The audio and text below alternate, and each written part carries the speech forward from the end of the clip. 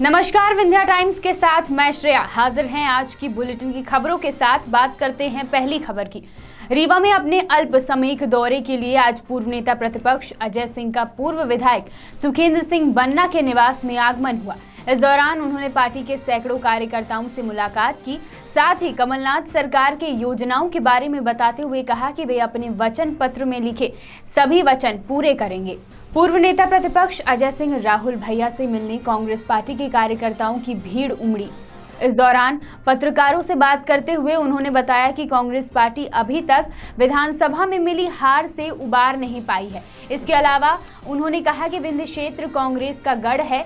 यह चुनाव जीतने के लिए बीजेपी ने फर्जीवाड़ा किया है। इसके साथ ही कांग्रेस प्रदेश अध्यक्ष को लेकर सवाल पूछे जाने पर उन्होंने कहा कि अंतरिम अध्यक्ष सोनिया गांधी जो भी निर्णय लेंगी उचित लेंगी और जल्द ही पार्टी का निर्णय सामने होगा। सरकार इतने लंबे समय के बाद आती है, उम्मीदें कुछ ज़्यादा होती हैं। इस बीच में लोकसभा का चुनाव भी था। धीरे धीरे जो हमारा घोषणा पत्र था उसमें आदरणीय कमलनाथ जी कार्रवाई करना शुरू कर दिया। और ये सरकार के अंदर जो बयानबाजी हो रही है मंत्रियों के और दिग्विजय सिंह जी को लेकर, इसके बारे में जो बयानबाजी कर रहे हो उनसे पूछिए। नहीं, जैसे मीडिया में तो ये बातें, आप वरिष्ठ नेता हैं। मैं किसी दूसरे के बयानबाजी में कोई टिप्पणी नहीं करता हूँ। जिले भर के सभी शासकीय विद्यालयों में एजुकेशन क्वालिटी इंप्रूवमेंट प्लान के तहत आज शहर के आदर्श उच्चतर माध्यमिक विद्यालय में पेरेंट्स मीटिंग का आयोजन किया गया। इस मौके पर रीवा जिला कलेक्टर ओम प्रकाश श्रीवास्तव भी मॉडल स्कूल पहुंचे तथा वहां के बच्चों की क्लास ली। मध्य प्रदेश में पहली बार रीवा जिले में कलेक्टर ओम प्रकाश श्रीवास्तव की नई पहल से शासकीय विद्यालयों में पेरेंट्स टीचर मीट का आयोजन किया जा रहा है। इसके तहत अब प्रत्येक माह द्वितीय शनिवार को जिले भर के तमाम विद्यालयों में पेरेंट्स तथा टीचरों की मीटिंग होगी, जिसमें शिक्षा के गुणवत्ता पर चर्चा होगी। रीवा कलेक्टर ओम प्रकाश श्रीवास्तव ने बताया कि शासकीय विद्यालयों में पढ़ाई की गुणवत्ता को सुधारने के उद्देश्य से एजुकेशन क्वालिटी इंप्रूवमेंट प्लान के तहत आज जिले भर के 3,500 से ज़्यादा स्कूलों में शिक्षक अभिभावक मिलन सम्मेलन का आयोजन किया गया है। इसके लिए रीवा जिला मुख्यालय में कंट्रोल रूम बनाया गया है तथा अधिकारी इसकी बाकायदा निगरानी कर रहे हैं। इस सम्मेलन का मुख्य उद्देश्य अभिभावकों को स्कूल से जोड़ने और इसके माध्यम से पढ़ाई की गुणवत्ता बढ़ाने का है। इसके अलावा उन्होंने बताया कि शिक्षा की गुणवत्ता बेहतर बनाने के लिए 4 बिंदुओं पर जोर दिया जा रहा है, जिसमें शिक्षकों को साल भर लेसन प्लान तैयार करना, छात्रों को होमवर्क देना, उसको चेक करना आदि शामिल है। इसी कार्यक्रम की निगरानी के लिए आज जिला कलेक्टर शहर के मॉडल स्कूल पहुंचे तथा वहां की व्यवस्थाएं देखी। इस दौरान रीवा कलेक्टर ने कृषि विभाग के छात्रों की 1 घंटे क्लास भी ली। इस दौरान उन्होंने छात्रों से कृषि से संबंधित जानकारी देते हुए प्रतियोगी परीक्षाओं की तैयारियों सहित आम जीवन में उसमें उपयोग की बातें बताई। कलेक्टर साहब महोदय हमारी आज क्रॉप प्रोडक्शन की क्लास ली, जो कि एग्रीकल्चर से थे, जिन्होंने हमारी क्रॉप प्रोडक्शन की क्लास ली, जिन्होंने हमारे बारे में फसल चक्र और कृषि समूह के जितनी जानकारियां हमें प्राप्त दी, जो कि हमारे करियर के लिए अच्छा सब कुछ करियर एग्रीकल्चर से रिलेटेड बताया। और सब्जेक्ट से जो कि एग्रीकल्चर सब्जेक्ट के बारे में हम नहीं जानते, जो लोगों के प्रति मानसिकताएं हैं एग्रीकल्चर सब्जेक्ट के प्रति, उनको उन्होंने दूर किया और एग्रीकल्चर के बारे में विभिन्न जानकारियाँ दी। देखिए, हम लोगों ने प्रशासनिक रूप से और एजुकेशन डिपार्टमेंट के साथ मिलकर ये संकल्प लिया है कि हम पूरे ज़िले के 3,500 स्कूलों की शिक्षा की क्वालिटी का उन्नयन करेंगे। इसमें एक अलग से प्रोग्राम इक्विप के नाम से चल रहा है, एजुकेशन क्वालिटी इंप्रूवमेंट प्लान। उसके लिए हम लोगों ने एक कंट्रोल रूम बनाया है, जिसमें ड्यूटी लगाई है, सारे स्कूलों से बात करते हैं। आज सेकंड सैटरडे को 3,500 स्कूलों में हम लोगों ने पेरेंट टीचर मीट रखी है। पेरेंट्स अगर स्कूल से जुड़ेंगे, अपने बच्चों की प्रगति देखेंगे तो निश्चित रूप से अंतर आएगा। दूसरा, इस पूरी योजना के अंतर्गत हम लोगों ने 4 चीज़ों पर जोर दिया है। शिक्षक अपना लेसन प्लान बनाए पूरे साल का, जो पढ़ाता है उसका डायरी में लिखे। अब ये हो सकता है कि शिक्षक ना पढ़ाए और डायरी में लिख ले, तो उसका क्रॉस चेक ये है कि जो पढ़ाया है वो बच्चे के होमवर्क में मिलना चाहिए, उसकी अभ्यास पुस्तिका पे, और अभ्यास पुस्तिका शिक्षक द्वारा चेक होना चाहिए। ये 4 चीज़ें अगर हो जाएंगे तो हम कोर एजुकेशन का जो वर्क है उसकी हम क्वालिटी ऊपर उठा लेंगे। और इसके लिए बहुत सी टीमें लगी हैं जो ट्रेनिंग दे रही हैं, इस काम को देख रही हैं, और मुझे प्रसन्नता है कि पूरे जिले में ये काम चल रहा है। इसके अंतर्गत ही एक है कि समाज के जो लोग हैं, रिटायर्ड शिक्षक हैं, अगर वो समय दे सकते हैं तो कुछ बच्चों के बीच में जाएं, अपने अनुभव उनसे शेयर करें। और उनके क्लासेस लेना तो मैं नहीं कहूँगा, क्योंकि क्लासेस के लिए तो पूरा सिस्टम लगा हुआ है।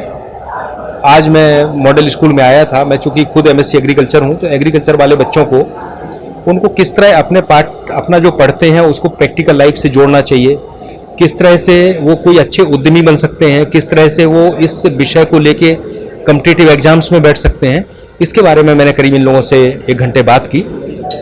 जो पढ़ते हैं उसको कैसे ये अपने दैनिक जीवन में उसको देखें और उसको आत्मसात करें, इस बात पर मुख्य रूप से बात हुई। मुझे खुशी है कि बच्चे बड़े उत्साही हैं, कुछ करना चाहते हैं, बस उनको स्कूल में अच्छा माहौल बने तो ये कुछ भी कर सकते हैं।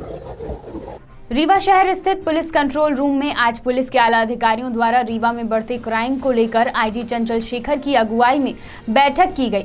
बैठक में DIG अविनाश शर्मा, SP आबिद खान समेत सभी आला अधिकारी मौजूद रहे।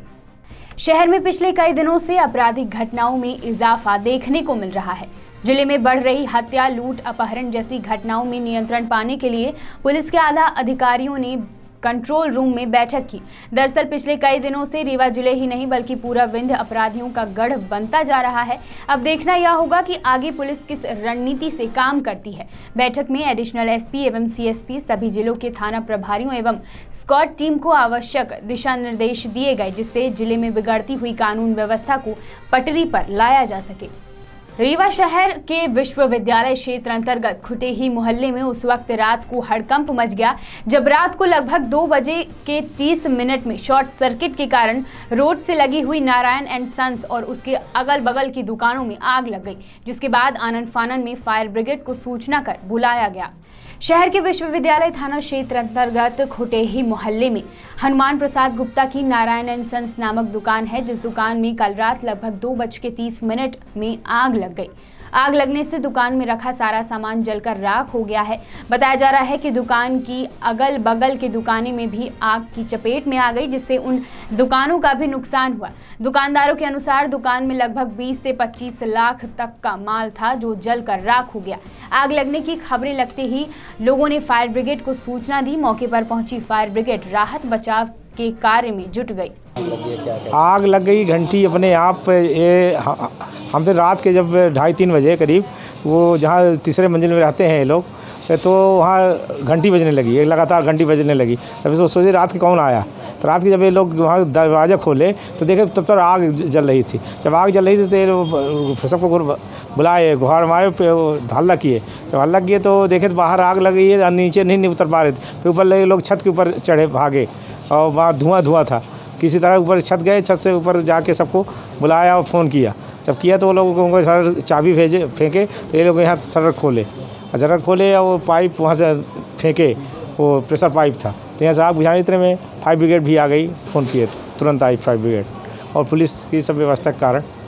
अगर उस तरफ के बगल में दूसरे छत में चले गए, ताला बंद था, उससे ताला तोड़ गए। जब हम लोग सब लोग नीचे आए। प्रशासन द्वारा देश के भविष्य यानी विद्यार्थियों के लिए स्कूल में हर तरह की सुविधा मुहैया कराने की बात कही जाती है, पर जब उन्हें वो सारी सुविधाएं नहीं मिल पाती तो एक बार तो देश का भविष्य भी सोच में पड़ जाता है। कुछ ऐसा ही नज़ारा जिले के शासकीय पूर्व माध्यमिक विद्यालय रीठी में भी देखने को मिला, जहां सब सुविधाएं होते हुए भी बच्चे उन सुविधाओं का उपयोग नहीं कर पा रहे हैं। दरअसल जब हमारी टीम शासकीय पूर्व माध्यमिक विद्यालय रीठी पहुंची तब वहां के बच्चों से बात की तो उन्होंने बताया कि स्कूल में 2 शौचालय हैं, पर वहां इतनी गंदगी है कि वह शौचालय इस्तेमाल नहीं कर सकते।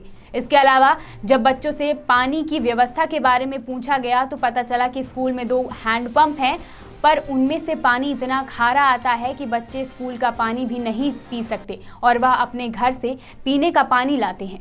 बच्चों ने यह भी बताया कि उनके बैठने के लिए टेबल और बेंच की व्यवस्था नहीं है, वह टाट पट्टी पर बैठकर पढ़ते हैं। बच्चों द्वारा बताई गई इन सब समस्याओं के बारे में जब स्कूल की प्रभारी प्रधानाध्यापक से पूछा गया तो उन्होंने स्कूल की सभी कमियों को स्वीकारा और कहा कि अधिकारियों द्वारा सभी कमियों को पूरा करने का काम चल रहा है। इस स्कूल के बच्चे इंतजार कर रहे हैं कि कब स्कूल की सभी सुविधाएं पूरी होंगी और कब वह एक सर्व सुविधा युक्त स्कूल में पढ़ सकेंगे। और यहाँ हैंडपम्प 2 हैं, लेकिन पानी की सुविधा नहीं है। हम लोग को घर से पानी लेके आना पड़ता है और यहाँ टाट फट्टी है, लेकिन बेंच की सुविधा नहीं है। और यहाँ शौचालय भी है, लेकिन हम लोग को घर जाना पड़ता है शौचालय यूज करने के लिए। और यहाँ पे पानी की बहुत समस्या है। यहाँ पे नल हैं, 2-2 नल हैं, लेकिन पानी खारा निकलता है। हम लोगों को घर से पानी लाना पड़ता है और यहाँ पे शौचालय की व्यवस्था भी नहीं है पर यूज करने लायक नहीं है। वहाँ पे गंदगी रहती है और बाहरी लोग भी प्रवेश कर जाते हैं। यहाँ पे हम लोग बेंच पे नहीं बैठ सकते। टाट है पर बेंच की व्यवस्था नहीं है। विद्यालय में समस्याएं तो हो गया ज़मीनी स्तर पे बनी रहती हैं। सबसे बड़ी समस्या है शौचालय की। शौचालय अपने यहाँ हैं, 2-2 शौचालय बने हुए हैं और एक निर्माणाधीन भी है। वो पूरी तरह से अभी उसका निर्माण नहीं हुआ है क्योंकि उसमें कुछ अभी राशि बची हुई है जिसके कारण निर्माण नहीं हुआ है। और हमारे वो जो प्रधानाध्यापक रिटायरमेंट हो गई हैं उनके देख रेख में बना था, जो अभी अधूरा है। जो बना हुआ है तो यहाँ पर ये गांव जो है मार्केट वाला है और पीछे बस्ती भी है जिसमें कुछ असामाजिक घुस जाते हैं और उसमें लैट्रिन वगैरह कर जाते हैं, तो जिससे यहाँ स्वीपर भी नहीं मिलते हैं। सबसे बड़ी समस्या यहाँ स्वीपर की है। तो उस ना मिलने के कारण हम लोग साफ़ तो कराते हैं बीच बीच में, पर वो बहुत जल्दी नहीं हो पाता है, जिसके कारण थोड़ा सा बच्चों को समस्याएं होती हैं। बेंच भी नहीं है? हाँ, बेंच तो नहीं है। टाट पट्टी वगैरह जो व्यवस्था चल रही है उसमें बच्चे बैठते हैं। अभी बेंच प्राप्त नहीं हुई हैं। चल रहा है, अभी आया था कि मतलब ये स्कूल जो है 151 में भी चयनित है और ऐसा मतलब अधिकारी लोगों के द्वारा सुविधाएं देने का वो किया गया है कि समय पर आपको सुविधाएं दी जाएंगी। ये चल रहा है। वीडियो साहब भी आए थे तो उनने सब डायरी वगैरह में नोट करके ले गए हैं।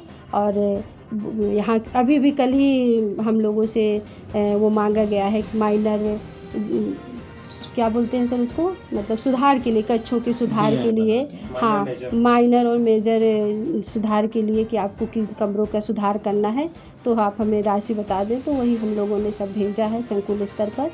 आगजनी में लोगों की मदद करने के लिए प्रशासन द्वारा जिस फायर ब्रिगेड की सुविधा उपलब्ध कराई गई है, वही फायर ब्रिगेड खराब हालत में 1.5 महीने से शहर के सिविल लाइन थाना क्षेत्र अंतर्गत फायर स्टेशन नगर पालिका निगम रीवा में खड़ी है।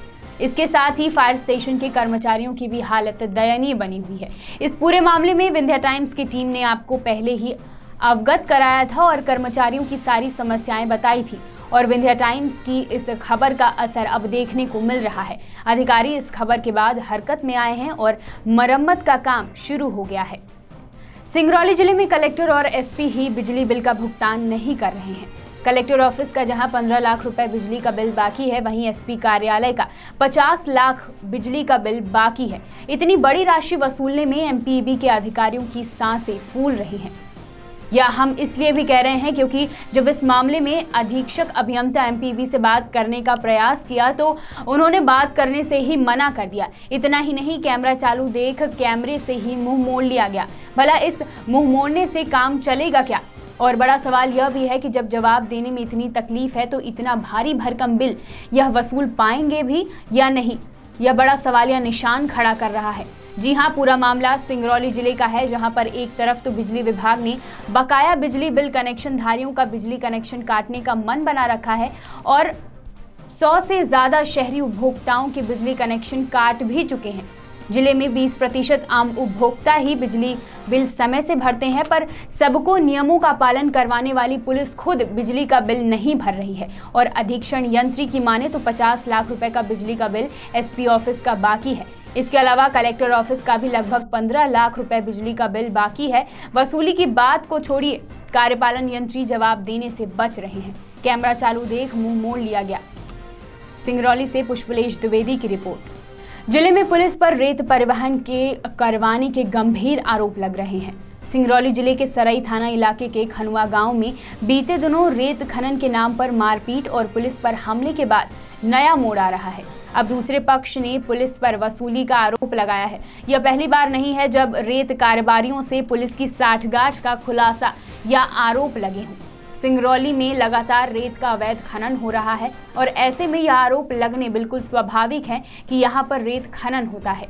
खंडवा में हुई पुलिस के साथ मारपीट और रेत उत्खनन पर कार्रवाई पर सवाल उठ रहे हैं। सराई पुलिस पर इस बात के भी आरोप लगे हैं कि सराई पुलिस ने अनुमति होने के बाद भी भेजा वसूली के लिए ट्रैक्टर ट्रॉली रोकने का प्रयास किया, जबकि यह पूरा मामला रोजगार गारंटी के तहत बनने वाले निर्माण के लिए रेत जा रही थी, जिसके पूरे डॉक्यूमेंट थे, पर अवैध वसूली के पुलिसकर्मी वहां पहुंच गए। पुलिस ने अपनी भेजा वसूली के लिए ट्रैक्टर चालकों पर अपनी पुलिसिया धौंस जमाने के लिए और भेजा वसूली करने के लिए ट्रैक्टर को रोका, जिसके बाद पूरा विवाद हुआ। इस बात के पुख्ता प्रमाण ग्राम पंचायत में हो रहे निर्माण कार्य के जिम्मेदार अधिकारियों ने सबूत भी दिए हैं। उनका साफ तौर पर कहना है कि जब तक इस मामले में कोई ठोस कार्रवाई नहीं होती, तब तक इस मामले में हम काम नहीं करेंगे। इसके अलावा स्थानीय लोगों में भी पुलिस को भेजा वसूली को लेकर गुस्सा है। कलेक्टर एक धंधा पड़ा हुआ है कि आपको हर काम में प्रोग्रेस के लिए अभी हमारी एक संज्ञान में बात आई है खंडवा नवा टोला की, उसमें माननीय तहसीलदार और माननीय हर निर्माण कार्य में रेत और गिट्टी का परिवहन होना उसमें राजनीति का काम नहीं पड़ता, लेकिन जिले के दिखाते हुए डंडा मार के गाड़ी ले जाके जब्त करके नाजायज लोगों पर मुकदमा दर्ज है। इसके खिलाफ में सिंगरौली जिला सचिव संघ, और सरपंच इसका खुलेआम विरोध करता है। आगे उक्त घटना पे संबंधित पुलिस वाले कोई उनके ऊपर कार्रवाई माननीय एसपी या माननीय एडिशनल एसपी नहीं करते हैं तो बरगांव वाली घटना तो सही जाएगी। सर, एक बालू वाला जो मामला चल रहा है सर, उसमें आपको जांच अधिकारी? हाँ, वो एक आवेदन मुझे प्राप्त हुआ है और उसमें मौके पर जाकर के हम कार्रवाई करेंगे। अगर कोई ऐसी बातें आती है तो जो तथ्य आएंगे उसके अनुसार अपन कार्रवाई करेंगे। सर, विपक्ष पार्टी जो बालू की है वो आरोप लगा रही कि मतलब कुछ लेन देन का मामला था, क्या इस तरह की कुछ बातें आई सामने? जांच के बाद ही मैं स्पष्ट रूप से कोई बात। स्कूली छात्र छात्राओं को मध्याह्न भोजन देने की योजना सतना जिले में न सिर्फ रस्म अदायगी बनकर रह गई है, बल्कि बच्चों की सेहत के साथ खिलवाड़ हो रहा है। मैहर के सरकारी स्कूलों में सड़ा मध्याह्न भोजन बच्चों को परोसा जा रहा है। भोजन से बदबू आने पर बच्चों ने भोजन नाली में फेंक दिया। रोजाना सड़ा भोजन आने से प्राचार्य ने विभाग और एसडीएम को शिकायत की, लेकिन कुछ ना हो सका। आपको बता दें कि मैहर नगर निगम क्षेत्र में आने वाले सरकारी स्कूलों में रीवा के निर्मला ज्योति स्व सहायता समूह द्वारा मध्याह्न भोजन देने का ठेका है। स्व सहायता समूह रीवा में भोजन तैयार कर मनमाने समय में स्कूलों में भोजन देते हैं। काफी देर से वितरण करने से भोजन सड़ जाता है। आज भी जब वार्ड 3 के शासकीय स्कूल में भोजन बच्चों को दिया गया तो भोजन से सड़ने की बदबू आ रही थी। नतीजतन सारे बच्चों ने खाना नाली में फेंक दिया। प्राचार्य ने बीआरसी और एसडीएम को फोन किया, लेकिन फोन नहीं उठाया गया। प्राचार्य ने बताया कि रोजाना मध्याह्न भोजन में शिकायत आ रही है। कभी सड़ा भोजन, कभी कीड़े मकोड़ों वाला भोजन आता है, जिसे बच्चे नाली में फेंक देते हैं। इस बाबत शिकायत के बाद भी अफसरों ने कोई कदम नहीं उठाया है।